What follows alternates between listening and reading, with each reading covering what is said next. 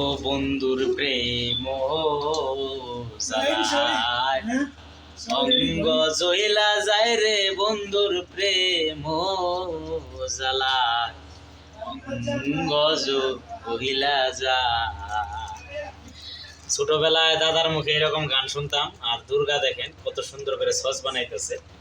আসলে দুর্গা এত পরিমাণ ভালো মানুষ এবং কি এত ভালো যা আসলে প্রশংসা করে আমি কখনো শেষ করতে পারবো না।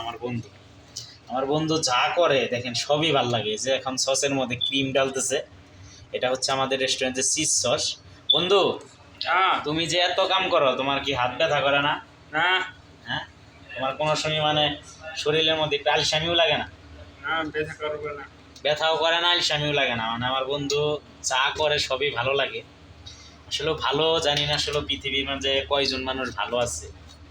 আর ভালো মানুষ না থাকলে আমার মনে হয় পৃথিবীটাই থাকতো না। কিন্তু আমার বন্ধু অনেক ভালো, মানে এত পরিমাণ ভালো যা আসলে আপনাদের আমি বলে বোঝাতে পারবো না।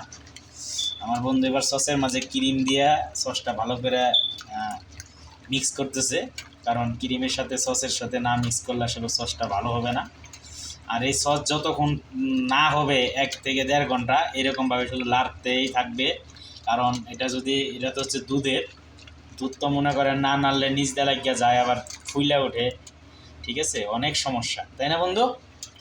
এটা যতক্ষণ তুমি রান্না করবা ততক্ষণই তো মানে এটা লাড়তেই হইব, তাই না? এটা মানে দাঁড়ার তালেই থাকতে হইব। যাই হোক, বন্ধু যেহেতু কাজ করতেছে আর বন্ধুর প্রেমে আসলে অন্তরটা চলে গেছে। সবাই ভালো থাকবেন আর আমার বন্ধুর জন্য দোয়া করবেন। কই গেলা বন্ধু? এদিকে আও।